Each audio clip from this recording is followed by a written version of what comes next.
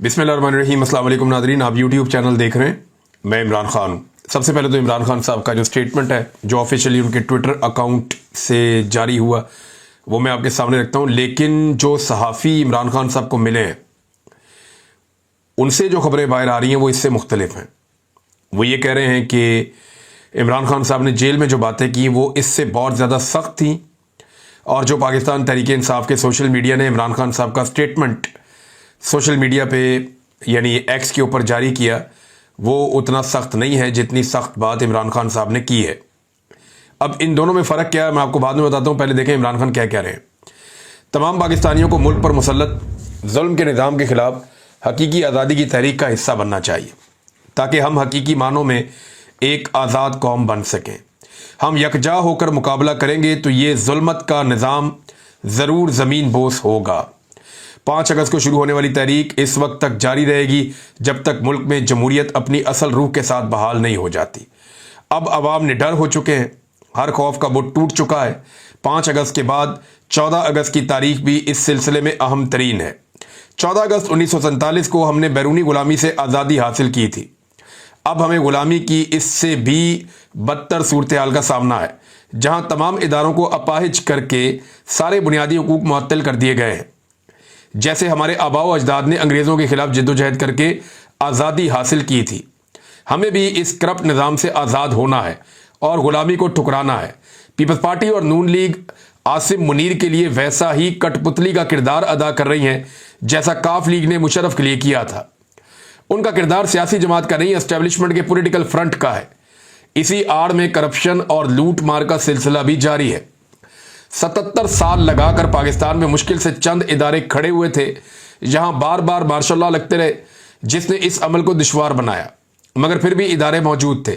लेकिन आसिम मुनीर के martial law ने सिर्फ अपने इक़्तिदार की तवालत के लिए इन इदारों को भी एक एक करके तबाह कर दिया है। सबसे पहले इंतखाबी फ्रॉड करके अवाम का वोट चोरी किया गया और चोरों को मुल्क पर मुसल्लत करके जमहूरियत का खात्मा किया गया। फिर मीडिया का गला घोंट दिया गया, मुल्क में बदतरीन सेंसरशिप लगाई गई और अब अदलिया को 26वीं आईनी तरमीम करके एक सरकारी इदारा बना दिया गया है। ऊपर से लिखी लिखाई सजाएं जजेस के हाथ में थमा दी जाती हैं। जज खुद उसका एतराफ़ करते हैं कि हमारे हाथ में कुछ नहीं है, जो हमें थमा दिया जाता है हम इसी पर साइन करके दे देते हैं। इस वक्त मुल्क में अदलिया मुकम्मल मफलूज है। यहां कैंगरू कोर्ट्स चल रही हैं जो हर तरह से कानून की धज्जियां बखेर रही हैं। इन अदालतों से इंसाफ की कोई तवक्को नहीं है। ये अदालतें कानून की नहीं सिर्फ आसिम लॉ की पैरवी करती हैं। इसी के मुताबिक सब ट्रायल चलेंगे और सजाएं होंगी। ये सब ट्रायल ऑन रिकॉर्ड हैं। आज नहीं तो कल सब पर हकीकत अयां होगी कि किस जज ने इंसाफ की पैरवी के बजाय यजीद वक्त की पैरवी की। रावलपिंडी, लाहौर, सरगोदा और फैसलाबाद की अदालतों के जरिए हमारे पार्टी रहनुमाओं, मेंबरान असेंबली और कारकुनों को झूठे केसेस में सजाएं दिलवाकर हमारी तहरीक का रास्ता रोकने की एक और नाकाम कोशिश की गई है। हक परस्ती की पादाश में सजाओं की हकदार ठहरने वाली पार्टी लीडरशिप और कारकुनान को खुसूसी खराज तहसीन पेश करता हूं। सिकंदर सुल्तान राजा ने हाई कोर्ट की अपीलों का इंतजार किए बगैर हमारे मेंबरान असेंबली को नाअहल करार दिया। तारीख जब लिखी जाएगी सिकंदर सुल्तान राजा का नाम स्याह तरीन हरूफ में दर्ज होगा। इस शख्स ने 1.5 साल में 17 सीटों वाली जमात को 2/3 अक्सरियत दिलवाने में सबसे अहम किरदार अदा किया है। मुल्क का निजाम इनके हाथ में दे दिया गया है जिन्होंने अवाम का वोट और पैसा दोनों चुराया। जो लोग आइन और जमहूरियत के साथ खड़े हैं इनको जेलों में डाल दिया गया ताकि इस मुल्क में कोई जमहूरियत का नाम लेवा ना हो। हमारे जो मेंबरान असेंबली नाजायज तरीके से नाअहल किए गए उनकी जगह ज़िमनी इंतखाबात में किसी को खड़ा नहीं किया जाएगा, क्योंकि इन लोगों ने कई तरह की मुश्किलात झेल कर इंतखाब लड़ा था और मुसलसल तहरीक इंसाफ के साथ खड़े रहे। लिहाजा ज़िमनी इंतखाबात में तहरीक इंसाफ हिस्सा नहीं लेगी। अली अमीन को वाज़ेह पैगाम देता हूं कि खैबर पख्तूनख्वा और कबायली इलाकों में वफाक को एक और फौजी ऑपरेशन की हरगिज इजाज़त नहीं देनी चाहिए। फौज और अवाम के आमने सामने आने से फौज का इदारा तबाह होता है। ऑपरेशन किसी मसले का हल नहीं है। वहां के निज़ाम के मुताबिक बातचीत से मसाइल हल करें। अफगानिस्तान हमारा मुसलमान हमसाया मुल्क है, उनके साथ भी ताल्लुकात बेहतर होने चाहिए और मसाइल पर बैठकर बात करनी चाहिए। ये इमरान खान साहब का स्टेटमेंट जो है ये उनके ट्विटर हैंडल पे शेयर किया गया, लेकिन कुछ चीज़ें ऐसी हैं जो वहां शेयर नहीं की गई और पीटीआई ने थोड़ा गुरेज किया। यानी इमरान खान साहब ने सहाफियों के बकौल ये कहा कि अगर गंडापुर एस्टेब्लिशमेंट के सामने स्टैंड नहीं ले सकता और ऑपरेशन को नहीं रोक सकता तो फिर वो इस्तीफा देकर किसी और को मौका दे जो स्टैंड ले और ऑपरेशन को रुकवा सके। एक तो सहाफियों ने यह बात बताई कि अली अमीन गंडापुर के लिए बड़े सख्त अल्फाज इमरान खान साहब के कि अगर वो ऑपरेशन नहीं रोक सकता तो फिर इस्तीफा दे, किसी और को मौका दे, वो आके रोक ले ऑपरेशन। और अगर एस्टेब्लिशमेंट के सामने स्टैंड नहीं ले सकता तो फिर किसी ऐसे को मौका दे जो आगे स्टैंड ले सके। एक तो स्टेटमेंट ये रिपोर्ट हुआ जो कहा गया, और दूसरी एक और चीज कि खैबर पख्तूनख्वा में ऑपरेशन आसिम मुनीर एक प्लान के तहत करवा रहा है ताकि खैबर पख्तूनख्वा में पीटीआई को खत्म किया जा सके। एएनपी भी खैबर पख्तूनख्वा में ऐसे ही खत्म हुई थी, एक प्लान के तहत पीटीआई को खत्म करने की कोशिश हो रही है। आसिम मुनीर जिन्हें लेकर आया वो हारे हुए लोग हैं, ये भी जनाब इमरान खान साहब ने कहा, और ये इमरान खान साहब का टोटल स्टेटमेंट था। अब अली अमीन गंडापुर साहब ने उसके बाद एक स्टेटमेंट दिया। एक तो उन्होंने इमरान खान साहब के आखिरी पैराग्राफ को रिपीट किया जिसमें यह चीज नहीं है कि अली अमीन गंडापुर किसी ऐसे को मौका दे जो एस्टेब्लिशमेंट के सामने स्टैंड ले पाए और जो ऑपरेशन को रोक पाए या ऑपरेशन होने से मना कर पाए। तो अब ये वाली बात तो इसमें थी नहीं, लेकिन फिर भी गंडापुर साहब ने इमरान खान साहब का आखिरी पैराग्राफ उठा के लगा दिया जिसमें इमरान खान साहब ने कहा जी कि ऑपरेशन मसले का हल नहीं है और फौजी ऑपरेशन जो है वो नहीं होना चाहिए, ऑपरेशन की इजाज़त हरगिज़ नहीं देनी चाहिए। तो अली अमीन गंडापुर साहब ने उसके बाद लिखा, खान साहब आपकी सोच को समझते हुए खैबर पख्तूनख्वा में हमने कबायली जिरगे शुरू कर दिए हैं। 2 अगस्त 2025 को भी वो कह रहे हैं जी हमने ये अब बता रहे हैं कि वज़ीर आला खैबर पख्तूनख्वा की मेज़बानी में ऑल पार्टीज़ कॉन्फ्रेंस के बाद अमन व अमान से मुताल्लिक इलाकाई जिरगों के इनेकाद का सिलसिला शुरू कर दिया गया है और वज़ीर आला हाउस में एक जिरगा मुनक्कद किया गया है। जिला खैबर और औरंगजेब के ट्राइबल सब डिवीजन और वहां के जो ब्यूरोक्रेट हैं उन सबको शामिल किया गया है। कबायली अमायदीन को और 6 मेंबरान कौमी और सूबाई असम्बली को शामिल किया गया है, एक सेनेटर को भी इसमें शामिल किया गया है। और इसके बाद वज़ीर आला के मुशीर बराए इत्तलात और चीफ सेक्रेटरी आईजी पुलिस के अलावा मुतल्लिका कमिश्नर डिप्टी कमिश्नर भी जिरगे में मौजूद थे। अब ये वो बता रहे हैं जनाब हम तो जिरगे कर रहे हैं और हमने अमन बहाल करना है और तरक्की से मुंसलिक करना है। मादनियात जो हैं वो किसी भी किस्म के वसाइल जो हैं वो ना मांगे गए हैं, ना किसी को हम देंगे और ना दिए जा रहे हैं। जिरगे को तमाम तर ताउन और वसाइल फराम किए जाएंगे। अब ये गंडापुर साहब ने जरगों में डाल दी सारी बात। हालांकि वज़ीरिस्तान में मुकम्मल कर्फ्यू नाफिज कर दिया गया है, ये भी एक रियलिटी है, और लगातार ऑपरेशन भी हो रहा है, ये भी एक रियलिटी है। एक तरफ मिलिट्री ऑपरेशन खैबर पख्तूनख्वा में जारी है, दूसरी तरफ गंडापुर साहब अपनी जबान से ये कहते हैं कि मैं मिलिट्री ऑपरेशन की इजाजत नहीं दे रहा और ना ये हो रहा है, और तीसरा जो है वो जरगे कर रहे हैं और ये क्लेम करते हैं कि जरगों के फैसलों पर अमल दरामद होगा, जबकि जरगे एक ही बात करते हैं कि किसी सूरत कोई मिलिट्री ऑपरेशन नहीं होगा। लेकिन साथ साथ मिलिट्री ऑपरेशन भी होता है और मिलिट्री ऑपरेशन के लिए जितने जरूरी इकदाम हैं वो सारे गंडापुर साहब की हुकूमत करके देती है। मिसाल के तौर पर यानी इमरान खान साहब ने कहा कि नहीं कर सकते तो छोड़ दो। अब गंडापुर साहब हुकूमत कैसे छोड़ेंगे? हुकूमत तो वो कभी नहीं छोड़ेंगे, ना वो हुकूमत छोड़ना चाहेंगे। हुकूमत इतनी प्यारी चीज है, कौन छोड़ना चाहता है? तो गंडापुर साहब हुकूमत तो छोड़ेंगे नहीं। और वैसे हुकूमत एक ही आदमी था जिसने छोड़ी थी। मैंने उस आदमी के खिलाफ बहुत प्रोग्राम किए और जो किए मैंने ठीक किए, मैं आज भी उन पर कायम हूं। वो था उस्मान बुज़दार। उस्मान बुज़दार को जिस वक्त इमरान खान ने कहा हुकूमत छोड़ दे, उसने छोड़ दी। बाकी इमरान खान साहब जिसको कहते थे वो इधर बात करता था, यार मना करो खान साहब को। आप हुकूमत गिराने की बात होती थी तो परवेज इलाही साहब कहते थे यार मना करो खान साहब नू। जो महमूद खान साहब है वो भी नहीं चाहते थे हुकूमत गिराना। लेकिन सिर्फ एक ऐसा आदमी था जिसने 1 मिनट लगाया, जो उस्मान बुज़दार था, उसने हुकूमत छोड़ दी इमरान खान के एक दफा कहने पर। शरीफ आदमी था। फिर जो उमर चीमा साहब है वो डट गए थे गवर्नर होने के बावजूद। उनको पता था मेरे साथ क्या होना है, लेकिन उमर चीमा ने परवाह नहीं की किसी बात की भी, किसी नतीजे की भी। लेकिन गंडापुर साहब को अब पता है वो हुकूमत में है तो इतनी आसानी से तो हुकूमत वो छोड़ेंगे नहीं। लेकिन अभी इस वक्त जो इतलात आ रही है उनके मुताबिक मुकम्मल तौर पे शुमाली वज़ीरिस्तान में कर्फ्यू नाफिज कर दिया गया है और सख्त इकदाम किए जा रहे हैं। तो ये एक तरफ वो कहते हैं जी हम ऑपरेशन नहीं होने देंगे, दूसरी तरफ ऑपरेशन के लिए तमाम तर सहूलतकारी जो है वो गंडापुर सरकार फराहम भी कर रही है। लकी मरबत में क्या हुआ, बहुत सारे लोग इसके बारे में पूछ रहे थे, जानना चाहते थे। तो मैंने वहां पे मकामी सहाफियों से बात की। मेरी 3 सहाफियों से बात हुई और मैंने सारी इंफॉर्मेशन कलेक्ट की कि लकी मरबत में जो मासूम बच्चे शहीद हुए उन्हें किसने शहीद किया और कैसे किया गया। ये दो अलग अलग वाकयात हैं। एक वाकया होता है एक गांव में और वहां पे एक घर के ऊपर ड्रोन हमला होता है।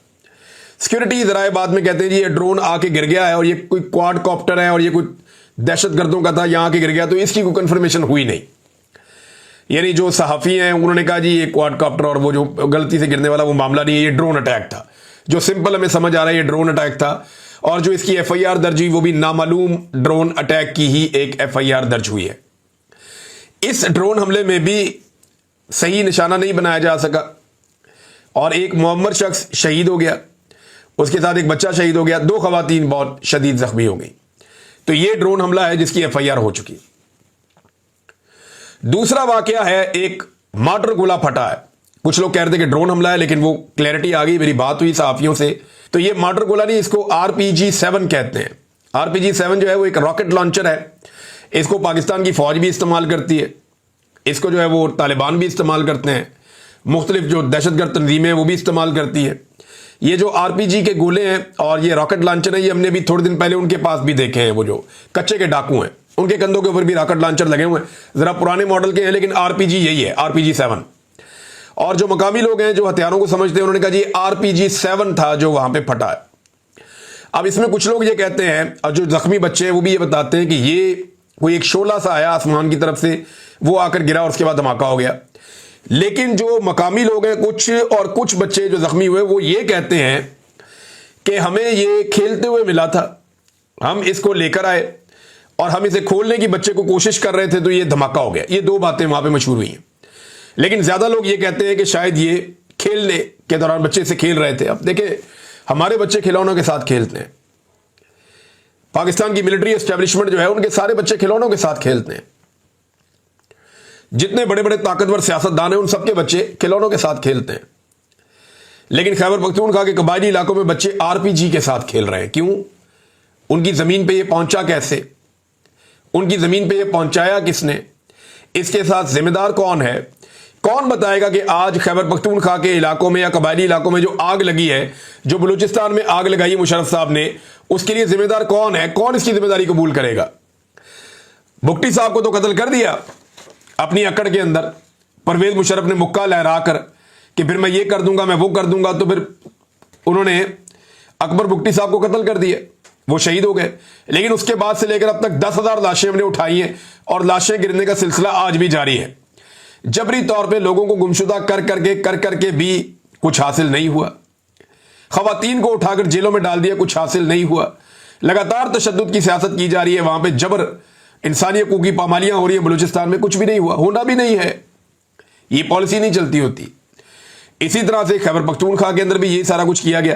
तो ये बच्चे बम के साथ खेल क्यों रहे थे? बम कोई लेकर आया क्यों वहां पे? ये बम की पॉलिसी पाकिस्तान में पाकिस्तान की मिलिट्री एस्टेब्लिशमेंट लेकर आई, ज़िया-उल-हक के दौर में लेकर आई, क्लैशनकोफ का कल्चर लाके पाकिस्तान में मुतारिफ करवाया और पूरी की पूरी एक नस्ल को बर्बाद कर दिया। उसके बाद नस्लों की कहानी शुरू हो गई और आज भी बच्चे जो है वो बम के साथ खेल रहे थे, अगर तो वो खेल रहे थे। अगर दूसरा मामला दुरुस्त है तो फिर ये कहीं से किसी ने फायर किया, वो आकर बच्चों पे गिर गया। लेकिन ज्यादा लोग ये कह रहे हैं कि ये इनको कहीं बच्चों को मिला है बम, वो इसको लेकर आए, ये रॉकेट लॉन्चर का जो बम है, और इसको वो कहीं बच्चे खोल रहे थे और धमाका हो गया। अब इसमें 2 साल से लेकर तो 11-12 साल तक के बच्चे हैं, 5 जो शहीद हो गए। 3 बच्चों की हालत इंतहाई तशवीशनाक बताई जा रही, जिनमें एक 2 साल का बच्चा है जिसके सर के अंदर पट्टी बंधी हुई है। खुद वो जर्नलिस्ट देख कर आया, उसने कहा जी उसको उसकी जान बहुत खतरे में, वो बच्चा अनकॉन्शियस है, नहीं पता उसके साथ अब क्या होगा।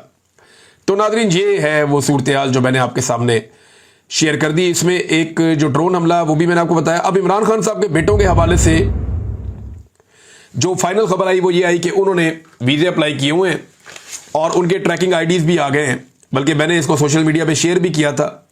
इमरान खान साहब के दोनों बेटों के ट्रैकिंग आईडीज मौजूद हैं जो उन्होंने वीज़े अप्लाई किए हैं पाकिस्तानी एम्बेसी में, और दोनों ट्रैकिंग आईडीज, एक सलमान का है और एक कासिम का है। लेकिन इसके बावजूद हुकूमत पाकिस्तान की जानिब से दोनों को वीज़े जारी नहीं किए जा रहे। अब ये दोनों के ट्रैकिंग आईडीज यानी मैं आपको ये शो भी कर देता हूँ, ये आप देख लें अपनी स्क्रीन पे, और ये पाकिस्तान तहरीक इंसाफ ने भी मेरे ख्याल में अब बता दिया है। तो ये उनके दोनों बेटे, वो पाकिस्तान आना चाहते हैं लेकिन उन्हें आने से रोका जा रहा है। वो हुकूमत जो उन्हें पहले चैलेंज करती थी अब उन्हें आने नहीं दे रही। नाज़रीन, जो अमेरिकन डॉक्टर्स की तंजीम है उन्होंने न्यूयॉर्क टाइम के अंदर एक इश्तिहार छापा इमरान खान साहब के हवाले से, ताकि अमेरिका में वो इम्पैक्ट क्रिएट कर सकें।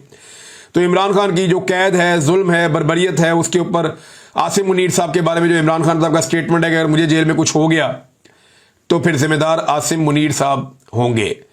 फिर साथ में बताया गया कि इमरान खान साहब की 2 साल जेल कैसी रही, बिजली बंद की गई, तंगो तारीख जगह पर रखा गया, 6x8 का एक सेल है, किस तरह की वो ज़िंदगी गुजारते हैं, और 22 घंटे उन्हें बाहर रोशनी में खुला नहीं छोड़ा जाता, खुली हवा में उन्हें अंदर बंद किया जाता है, उनसे इंफॉर्मेशन ले ली जाती है, यानी उनसे ज़राए बंद कर दिए जाते हैं, अखबारात या टेलीविज़न ये बंद कर दिए जाते हैं। कई महीने उनकी फैमिली के साथ मुलाकात नहीं करवाई जाती, पार्टी की लीडरशिप से मुलाकात नहीं करवाई जा रही। तो ये सारा कुछ बताया जो कुछ इमरान खान साहब के साथ हो रहा है, और जो कुछ जिस तरह मनसूबा बनाया गया है, जिस तरह गैर कानूनी तरीके से उनके ऊपर केसेस चलाए गए हैं, और इमरान खान साहब इसके लिए किसको जिम्मेदार समझते हैं, तो वो स्टेटमेंट भी इमरान खान साहब का लगाया गया कि वो हाफिज सैयद आसिम मुनीर को जिम्मेदार समझते हैं इस सारी सूरत हाल के लिए। तो नाज़रीन, एक और खबर मैं आपके साथ शेयर करता हूं, ये जरा आप देखें। ये हमारे दोस्त हैं ज़ईम लगारी साहब, ये गए जनाब लाहौर में नून लीग के जलसे में। इनको पहले ISI उठाकर दे गई थी ज़ईम लगारी साहब को, इसलिए कि इन्होंने मरियम नवाज के खिलाफ खबर दी थी, और ये अभी भी बात नहीं आ रहे। ये चले गए जनाब नून लीग के जलसे में, और वहां जाके जलसा गाह में बिल्कुल सामने स्टेज लगा हुआ है, नून लीग ने बड़ी तैयारियां की, बड़े स्पीकर लगाए, माइक लगाए, म्यूजिक लगाया, बहुत लाइटिंग शाइटिंग की, बड़ा बंदोबस्त किया नून लीग ने। जनाब अगस्त का महीना शुरू हो गया, हम एक जलसा करेंगे, तगड़ा जलसा करेंगे। वो पता चला उधर बंदे ही नहीं आए, लोग आए ही नहीं। अब जिन लोगों ने आकर वहां तकरीर कर दी थी वो लोग गायब हो गए। उन्होंने कहा दफा करो यार, ये कुछ जलसा है, यहां अगर हम खड़े हो गए और हमारी वीडियो बन गई तो हमारी तो बेइज्जती हो जाएगी कि अवाम है नहीं तो हम तकरीर किस बात की करें। तो नून लीग का जलसा गया बढ़, फारग हो गया। अब ज़ईम लगारी साहब ने देखा कि वहां पे जो कारकुन खड़े हैं, वहां कोई 30-40 लोग खड़े थे, पूरा जलसा बंदोबस्त बहुत पूरे जलसे का है, लेकिन 40-50 लोगों से ज्यादा नजर नहीं आ रहे। कुछ इक्का दुक्का पुलिस वाले भी खड़े थे, सिक्योरिटी देने के लिए वहां पे आसपास फिर रहे थे। तो उन्होंने ना जो मकामी जो वहां पे लोग खड़े हुए थे उनसे जानना चाहा कि यार आपकी क़यादत किधर है, जलसा गाह आप पहुंच गए हैं, जलसा गाह बन गई है, सामने क़यादत मौजूद नहीं है, तकरीर कोई क्यों नहीं कर रहा, और ये क्या हो रहा है यहां पे। तो जिस बंदे के मुंह के आगे उन्होंने माइक किया, हर बंदे ने कहा जी कि हम तो इनका तमाशा देखने आए हैं। क्या मतलब, तुम किसके साथ हो? उन्होंने कहा जी हम इमरान खान के साथ हैं। यानी नून लीग के जलसे में जिन लोगों को बुलाया गया, जिन लोगों को लाया गया, वो सारे लोग भी जनाब किसके साथ हैं? इमरान खान के साथ हैं। और मुझे हैरत हो रही थी वो सारा सुन के कि आज नून लीग की ये दुर्गत बन गई है। देखें, PMLN की जो लीडरशिप है, नवाज शरीफ की फैमिली, उनको तो समझ नहीं आएगी। उन्होंने तो जो बात अब समझ ली है सियासत में, वो बूट पॉलिशी करेंगे अब हमेशा, और उन्हें अब मकबूलियत से गरज भी कोई नहीं है। उनकी तो लॉटरी लगी हुई है, जब तक लगी हुई है, और उन्होंने भाग जाना है सारा कुछ छोड़ छाड़ के। लेकिन जो असल मुस्लिम लीगी हैं, जो शुरू से मुस्लिम लीग के अंदर शामिल हैं, जिन्होंने मुस्लिम लीग के लिए कुर्बानियां दी हुई हैं, वो लोग या वो लीडर, वो तो ये सोच सकते हैं ना कि ये क्या कर दिया हमारी पार्टी के साथ। आज एक जलसा करने की कैपेसिटी नहीं छोड़ी। जाती ताल्लुकात की बुनियाद पे कोई बंदे बुला ले तो बुला ले, अदरवाइज नजरिए के ऊपर PMLN का कारकुन बाहर निकलने के लिए कारकुन बचा ही नहीं, लोग है ही नहीं। आप माइक निकालते हैं, लोग कहते हैं बाहर सड़कों के ऊपर, अक्सर मैंने इंटरव्यू करवाए, लोग कहते हैं जी हम PMLN में थे, अब हमें अच्छे नहीं लगते, हम इमरान खान को सपोर्ट करेंगे, क्योंकि वो डट कर खड़ा है पूरे सिस्टम के सामने और पाकिस्तान के लिए बात कर रहा है। तो सूरत हाल जो है ना वो बड़ी मुख्तलिफ हो गई है। नाज़रीन, एक और खबर है, ये खबर मैं आपके साथ शेयर करता हूं, और ये बड़ी अजीबोगरीब और अफसोसनाक खबर है। नादिर बलोच साहब ने यह खबर दी है, और ये सुनने के बाद मुझे तो बड़ी तकलीफ हुई है। यानी जो कैदी होता है ना, वो तो बेचारा मजबूर होता है ना, उसको जो आप देते हैं खाने के लिए वो खा लेता है, उसको आप जो पीने के लिए पानी देते हैं वो पी लेता है, उसके बाद ऑप्शन कोई नहीं होती ना, वो आपकी कैद में है। आज़ाद तो नहीं है कि अपनी मर्जी से कोई चीज़ खा ले या अपनी मर्जी से कोई चीज़ पी ले। लिहाजा फैसलाबाद की डिस्ट्रिक्ट जेल का लर्जा खेज इंकशाफ, ये नादिर बलोच साहब बता रहे हैं, 2000 से जायद कैदियों को कई माह से मुर्दा मुर्गी का गोश्त खिलाया जाता रहा। ये मुर्दा मुर्गी जो होती है ना, ये बहुत सस्ती मिलती है, बहुत ही सस्ती मिलती है। मुझे ये इसलिए पता है कि मेरे कुछ दोस्त हैं, वो जानवर वगैरह पालते थे, ये कुछ लोग शेर पालते हैं, कुत्ते पालते हैं, इस तरह के लोग हैं, कुछ शौक होता है लोगों को जानवर पालने का। तो ये गोश्तखोर होते हैं जानवर, तो मुर्दा मुर्गी वो खरीद लेते थे, और खरीद के उसको जो है क्रश करके उसका कीमा बना के उसके साथ जो वो शामिल करके बाकी चीज़ें जानवरों को खिलाते थे। ये नहीं किसी ने मगरमच्छ पाले तो मुर्दा मुर्गी उसको डाल दो, तो मुर्दा मुर्गी जो है वो अब जानवरों को तो लोग खिला देते थे, अब जानवर को तो पता भी नहीं है, तो बीस्ट है। लेकिन यहां पे 2000 से ज्यादा कैदियों को कई महीने से मुर्दा मुर्गी का गोश्त खिलाया जा रहा था। डीआईजी स्पेशल ब्रांच ने रिपोर्ट जारी की है। रोजाना 5.5 मन गोश्त में से 3 मन मुर्दा मुर्गी शामिल होती थी, सिर्फ पैसे बचाने के लिए, क्योंकि मुर्दा मुर्गी का गोश्त जो है वो बिल्कुल आपको 20% पे मिल जाता है। जो असल कीमत है उसका 20%, 25% इतने में या इससे भी कम में आपको मुर्दा मुर्गी का गोश्त मिल जाता है, वरना उसको सिर्फ फेंकना ही होता है। तो मुर्दा मुर्गी जो है वो नीले ड्रमों में जेल के अंदर स्मगल की जाती रही। Superintendent, deputy superintendent, assistant superintendent, store keeper और वार्डर और चिकन सप्लायर और इसके सब मुलाजिम मुलव्वस हैं। होम डिपार्टमेंट ने 30 जुलाई को सुपरिटेंडेंट और डिप्टी सुपरिटेंडेंट को मुअत्तल किया, लेकिन हैरानकुन तौर पर चंद घंटों में बहाल भी कर दिया गया। देखिए ना, फैसलाबाद में जुल्म करवाने होते हैं एस्टेब्लिशमेंट ने, तो एस्टेब्लिशमेंट ने लोगों से इतने गंदे काम करवाए हैं कि अब ये बदमाश बन गए। अब इनको आप इनके ओहदों से नहीं हटा सकते। आप हटाएंगे तो फिर आपको लग पता जाएगा कि इनके पास सारे के सारे राज हैं, अब ये सबसे ही ब्लैकमेल होंगे। बहरहाल इनको बहाल कर दिया गया। ताहाल किसी अहलकार या सप्लायर के खिलाफ कोई महकमाना या कानूनी कार्रवाई नहीं हुई। अंदाजा लगाएं, कानून सिर्फ किताबों में रह गए। नादिर बलूच साहब ने खबर दी है। नादिर बलूच साहब जो हैं वो अच्छे जर्नलिस्ट हैं, मैं पहले भी इनकी कुछ खबरें कोट करता रहा हूं, तो इस खबर में सदाकत है, तो ये बड़ी खौफनाक खबर है और बड़ी तकलीफ दे खबर है। इसके ऊपर एक्शन होना चाहिए, लेकिन पता नहीं कब होगा। अब तक के लिए इतने, अपना ख्याल रखिएगा, अपने चैनल का भी। अल्लाह हाफिज़।